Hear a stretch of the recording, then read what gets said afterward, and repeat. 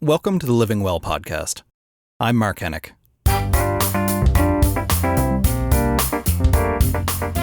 This is a show about change. A lot has changed recently, or is changing, or has become desperately obvious that it needs to change. For many of us, the COVID-19 pandemic pulled the rug out from under our normal life. Nothing is normal anymore. Whether we'll go back to the way things were or find some new normal remains to be seen. But whatever happens next, we're faced with the prospect of figuring it out as we go. And that's why this is also a show about resilience. It's about how we're adapting to the massive changes we've faced across virtually every aspect of our lives, and how we can hopefully use this opportunity for good.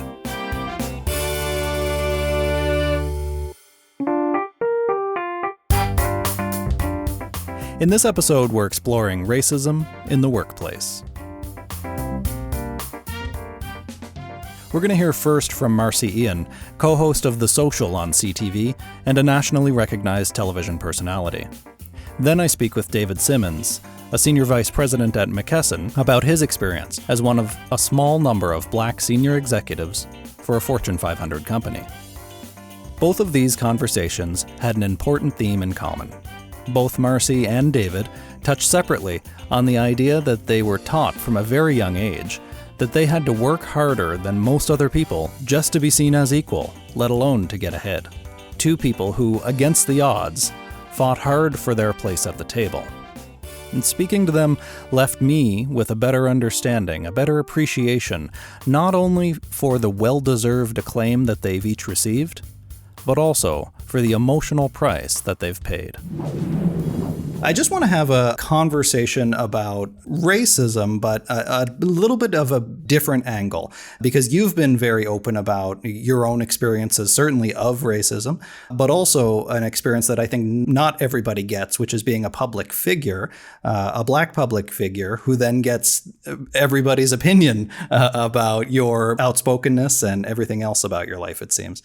And you had expressed at some point, as many other public figures have this time, how exhausting that can be.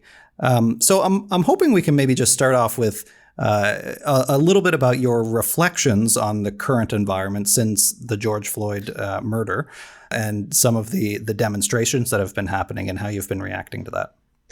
Well, Mark, we're clearly living in historical times right now. This is different.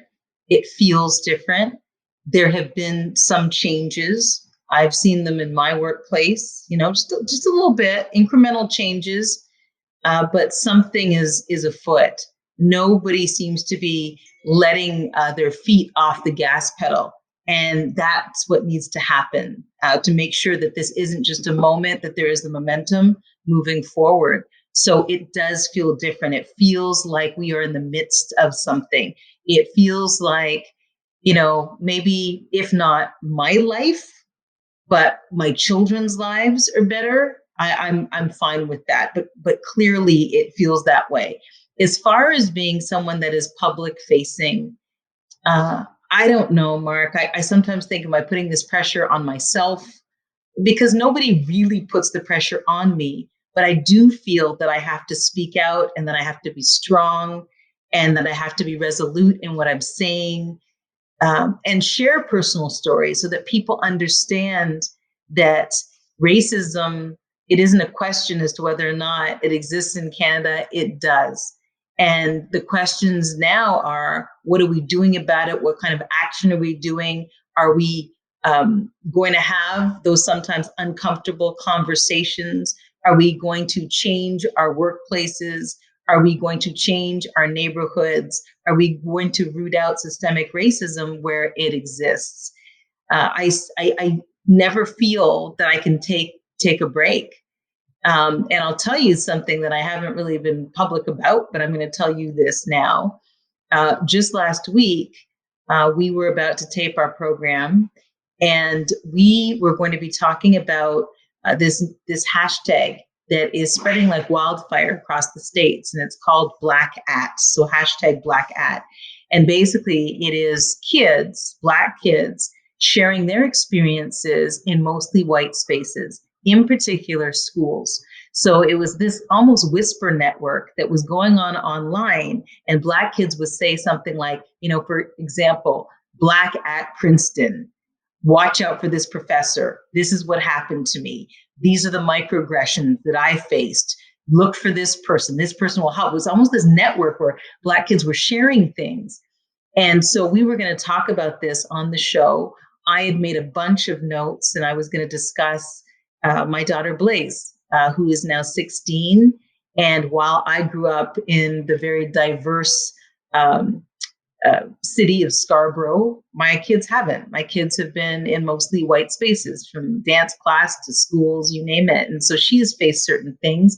And for the first time this past academic year, and she just completed grade 10, she had a Black teacher for the first time, male teacher who taught English and was amazing and understood and recognized that she is a voracious reader and would recommend titles to her, went out of his way, and it was really special. So I had all these stories about Blaze, and my co-host introduced the topic, and I was meant to go first. And I got 3 words out, Mark, 3 words, and I started to cry. And we had to stop tape. I said that I needed a minute, and I walked away. I took maybe 10 minutes. I went back. I tried again. And we went to air with 3 hosts that day because I couldn't do it. And I guess I broke. I guess I had been holding a lot. I've been putting a lot of pressure on myself.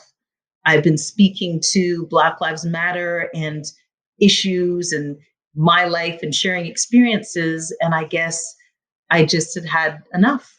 Right. So as we speak right now, I'm taking a bit of a break. Good for you, first of all, for recognizing that you needed a break before you broke, too far anyway, and for sharing that. I think that not everybody appreciates how heavy this is of a burden to carry, especially in white spaces, with people who can't in any manner relate to that experience, right? And this is why I wanted to have you on and to be able to share the microphone in this way and to share the platform in this way, because I don't think people, white people especially, really can ever know what it's like to need to justify your existence for your entire life. And just justify, being in those spaces. I always felt that I had to work harder and be twice as good and research twice as much as anybody else, almost to just say, hey, I deserve to be at this table. I deserve to be here.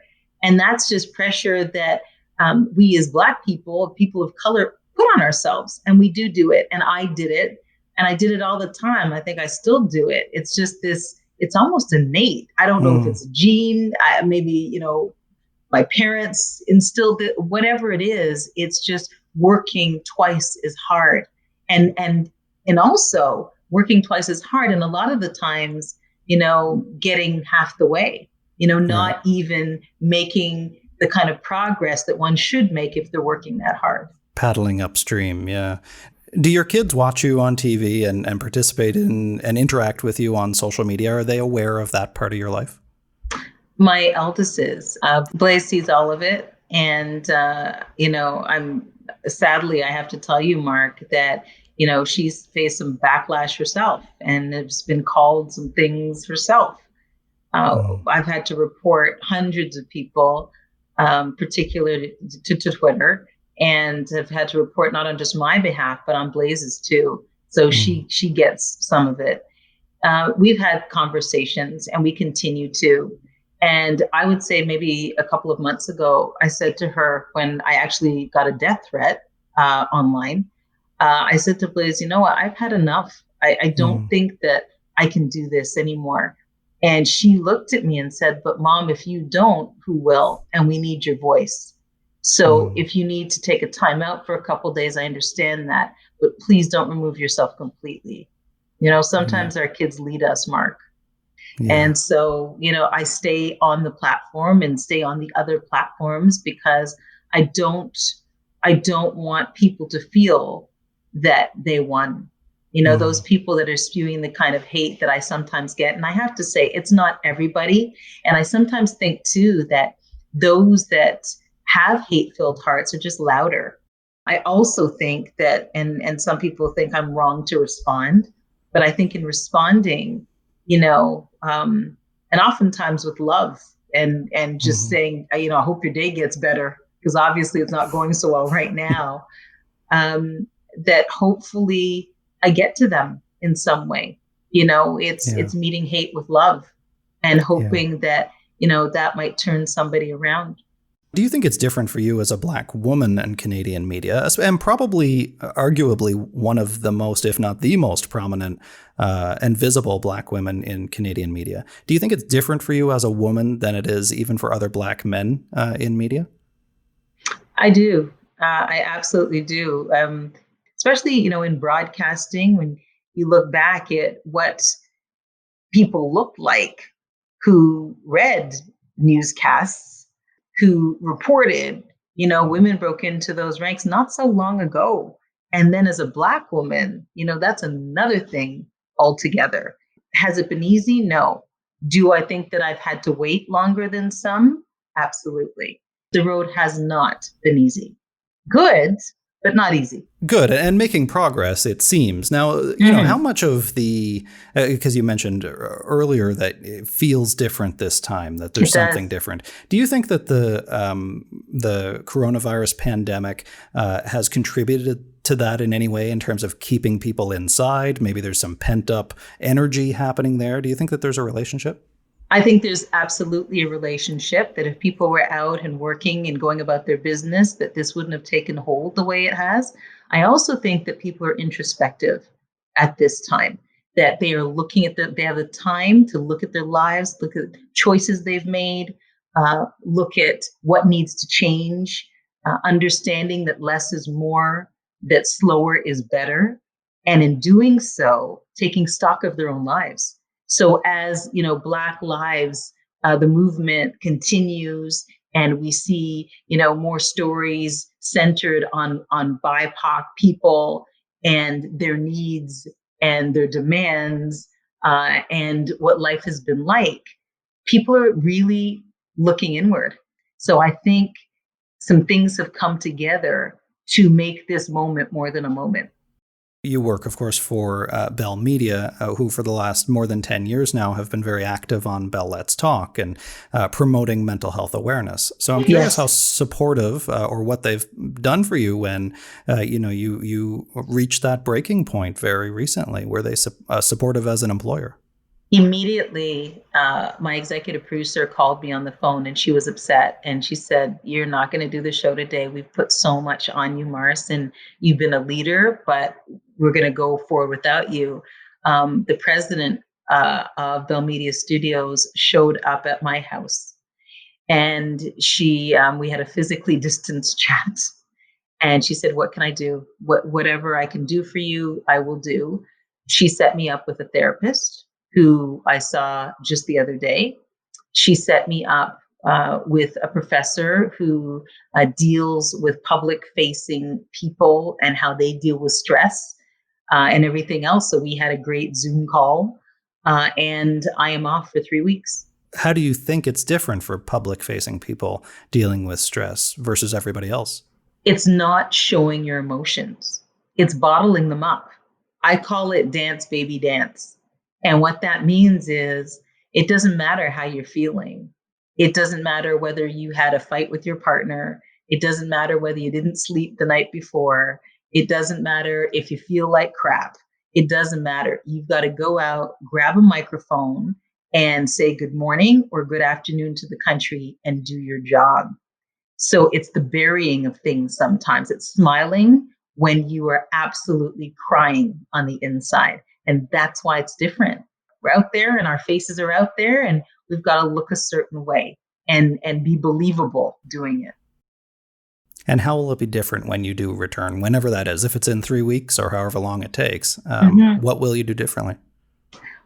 Well, I won't load up on the things that I've been loading up on. It's one thing to do the show, it's quite another, different projects and different things. And so just taking things slower and recognizing that I can't say yes to everything. So now it's just saying yes to the things that I really want to do and spending time with the people that I really want to spend time with. Will you continue to be as outspoken on social media, especially around issues of race? Absolutely. I just, have to put my armor on maybe a little bit. And Blaze also said to me, obviously I'm hitting a nerve. I'm getting to people, which is why they come out and they say things. And that's not necessarily a bad thing. So I will block whoever I need to block, but I can't change me, Mark. Where would I be? I can't change who I am. Well, we're certainly a better country because of you, Marcy, and everything that you've done, either as a broadcaster or on the social. And I think Canada is a better place because of your voice and the way that you've been contributing to this conversation. So thank you for doing that. Thank you so very much. And thank you for taking time for yourself, too, because we need more of Marcy. Canada needs more Marcy, as much as you're willing to give. Thank you so much. Great to chat with you. Thanks, Marcy. You too.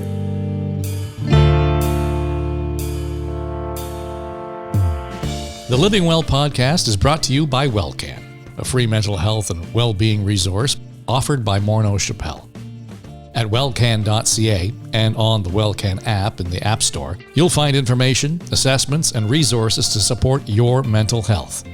WellCan resources are supplied by Morneau Chappelle's expert clinicians, as well as through partnerships with some of the biggest companies from across Canada and around the world. And now back to the Living Well podcast and your host, Mark Hennig. Last week, the world lost civil rights icons Reverend C.T. Vivian and U.S. Congressman John Lewis. They fought for justice and peace. They inspired hope in generations of people who are equity-seeking around the world. In John Lewis's words, "Do not get lost in a sea of despair. Be hopeful, be optimistic. Our struggle is not the struggle of a day, a week, a month, or a year. It's the struggle of a lifetime. Never, ever be afraid to make some noise and get in good trouble, necessary trouble." I'd like to bring in David Simmonds to talk about the good trouble that's starting to happen in corporate boardrooms and executive suites in Canada, the United States, and around the world. David is a Senior Vice President of Communications and Public Affairs for McKesson, a Fortune 500 health services and medical supply company. David, welcome to Living Well. Thanks so much for having me, and thanks for continuing this important conversation. I'm interested in learning more about how racism and anti-racism manifest in corporate environments in Canada, the United States, and around the world. What my lived experience tells me is that there's active instances of racism where it would manifest itself in a way that you'd read in a textbook, that there are barriers that are structural that keep people from bringing them full selves to work, feeling included, and having the ability to move up a ladder of success or to fulfill their professional ambitions. And then there's a more silent, unintended racism. We call it unconscious bias. And these are things like cultural orthodoxies or cultural expectations that either deliberately or inadvertently limit the inclusion of people who are different. And when you think about racial differences, it limits the ability of someone to feel like they should be in the room. The instances where you feel racism the most is when you start. And then when you get to the executive room, you start to look around, and the faces that look like mine tend to be fewer and fewer and fewer. And so the ability to speak firmly and to lead and to bring your full self to the table is challenged because it's an environment that doesn't look like you or necessarily feel like you. Now, boards and C-suites, not only in Canada, I think this is something that we have in common with the United States and other countries in the world, are notoriously white. Is it a matter of people recruiting and hiring and appointing people who look like them, and therefore it's difficult to break down the silo? Or is there something else happening there? What's causing that exclusivity of sorts? The problem we need to get our arms around is that Black communities in Canada and the United States, places that I've lived and worked, disproportionately face social barriers that limit their success. Mm-hmm. And until we're able to say that out loud, we're never going to make progress. If we don't look to pull leaders in from communities that don't look like us, that's never going to happen, right? So some of the feedback we got in our organization was, what institutions are we recruiting from? If you're not looking in places with graduates that look like me or candidates that look like me, you're not going to hire people that look like me. And so we've got to, and I just call it simply, you've got to hire Black talent. Like, there's just no other way to get your arms around that other than to say, we're going to go to the places that we think we can identify Black talent in. We're going to hire them. We're going to mentor them, and we're going to invest in them in a way that unlocks their ability to be successful. And when you call that out, it's better for the talent and it's better for the organization. I've certainly heard diversity and inclusion initiatives in companies referred to disparagingly, that people are hired who might be less qualified in order to meet certain diversity quotas. What is your response to that? I'd say that argument is BS. And I have a bias. I'm a Black executive, so I'll own my bias. But I'll say this. Ever since I was young, my parents, who love me very much, and I'm very lucky to have the family that I had, told me, you're going to have to work harder, you're going to have to show up better, and you're going to have to perform more consistently than your peers. And is that fair? No, but that's your life.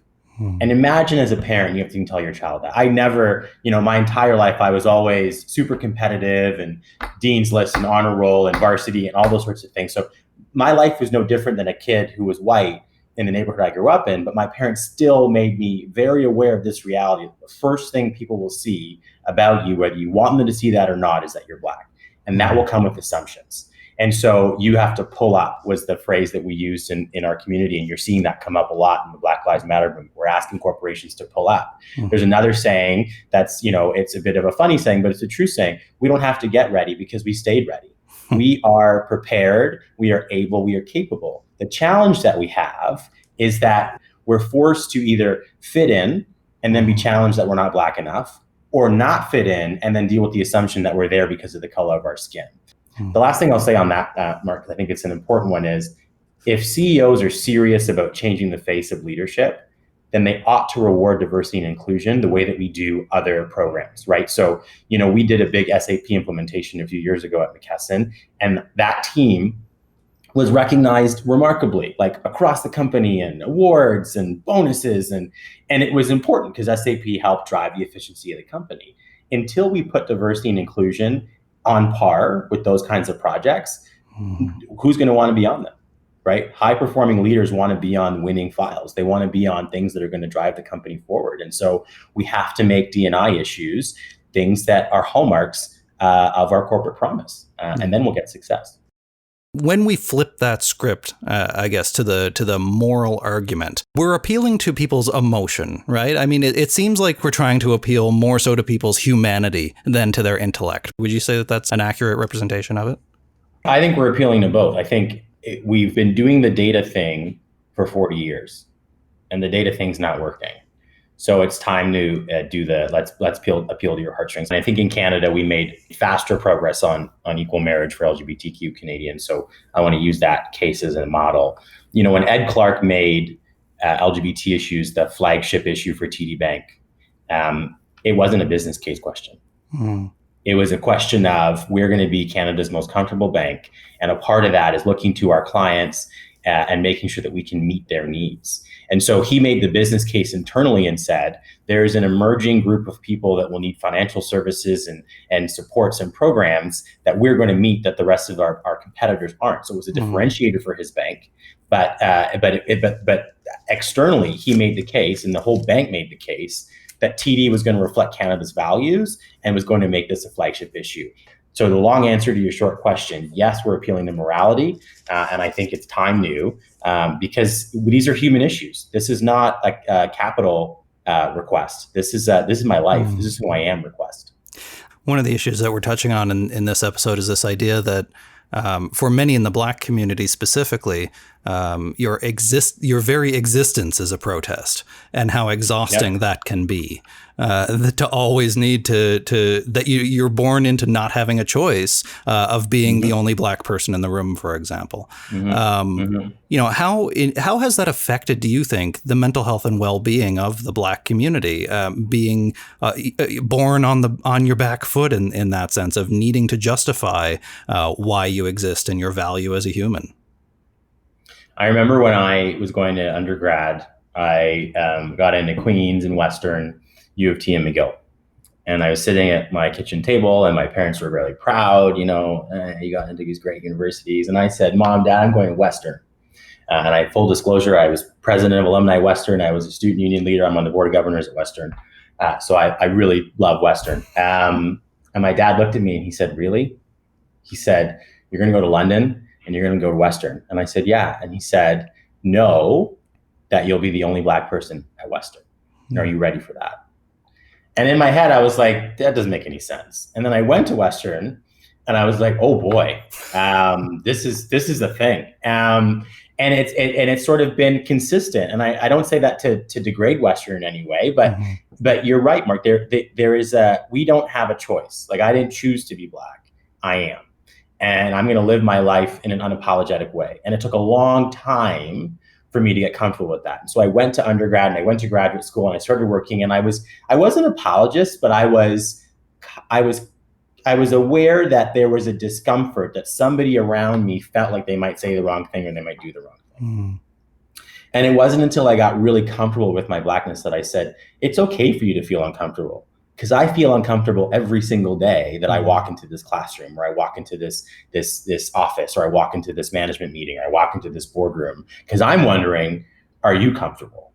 And so one of the messages I've given my teams, and I've given, the organizations I'm involved with, is get comfort, find comfort in the discomfort, because only then can you address these issues. And I've often told Black leaders who are coming up in our company, I know I gave a speech in February to our Black employee resource group. I said two things: run into your Blackness, run into it in an unapologetic way, because only when you live your truth are you doing us a favor and helping make our organization more diverse and more aware of the fact that there are limits to us being our full selves. And the second thing I said was these ERGs, I remember when I joined a large company and they told me, oh, there's a Black employee resource group. I was like, I don't want to ghettoize my experience. And what I realized is, for me, it wasn't ghettoizing, it was fellowship. That one time a month or one time a quarter that I was able to get together with a room that looked like me, that understood my origin story, that understood some of the smaller micro challenges that I'm going through on a daily basis, was empowering for me. And me being in that room with other leaders who are, earlier on in their careers or their career journey, and seeing that I'm able to persist through our company to a very senior level, was fellowship for them. And so, anyone who's listening who might be involved in those areas, I'd say run into it. You know what I mean? Like, we don't have a choice. So you might as well take up the mantle and find opportunities to feed your soul, for lack of a better word. If I was to sort of invoke Oprah, you need those moments where you can feed your soul and help others get that nourishment, because it isn't easy. The amount of phone calls I've gotten since George Floyd was tragically murdered about how I'm feeling, like, well, how do you think I feel? Right. So the police just murdered a man, again, and it's not new. Yeah, exactly. It's people. I remember one person called who did not work with me. It was a friend, and I'm not angry about it. It's just reality. They were like, I'm so shocked.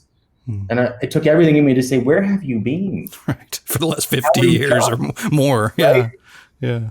But I think it's telling to say that these issues, for better or for worse, and I'm not blaming anybody, have not been top of mind. And as they move up the issues matrix, it's important we give them the attention they demand. So part of that exhaustion then, yes, there's the element of self-care. You have to be able to certainly step away if you need to, take care of yourself if you need to, engage on your own terms with the conversation. But what about people who just don't want to do it anymore, or who don't want to do it at all, who don't want to engage the conversation about racism, about justifying their existence, who don't want to be part of the movement for a variety of reasons? Maybe it's too traumatic. Maybe they've lost hope because this happens all the time. These kinds of murders happen all the time. What would you say to people who are just tired of the struggle? This is not this isn't a sprint. It's a marathon. And I'd say it's a marathon that requires a relay. So, early in my career, I was not signed up to be the voice of the Black employee experience. That was not something I sought out, not something I wanted to do. And I remember as I was getting promoted and moving through a professional sort of cycle at McKesson, one of the questions, I was very fortunate to have a coach. And one of the questions my coach asked me was, would you ever consider working in diversity and inclusion? And I was like, absolutely not. No, I'm not going to be the Black executive that runs diversity and inclusion issues. And now that I'm part of a very senior team at the company and have a proximity to our executive committee globally, I realized that even though I didn't take on the diversity and inclusion portfolio, it is a deep part of my job every day. And I am so in love, professional love, with our head of diversity and inclusion, Tracy Dunn, and her team and what she does. And I'm an ally, I'm a voice, and I'm going to continue telling that story because there's a fire in me that says, I want to make sure that our company does the right thing. And and there's only so many of the voices around that table that look like me. And so I'm going to speak up. And I remember when, I engaged with our executive team when we were looking at what we were going to do on this issue for our employees in America and Canada after the murder of George Floyd. And I sat down on my computer and I was like, I have to speak up. Like, here I am. It's my obligation. And so some of us are going to feel that mantle. And if you don't, that's okay too, because, again, we didn't choose to be in this fight. We've been assigned to it. But here we are getting into good trouble. Here we are. David Simmonds is the Senior Vice President of Communications and Public Affairs for McKesson. David, thank you so much for joining me today. Thank you. It was a pleasure.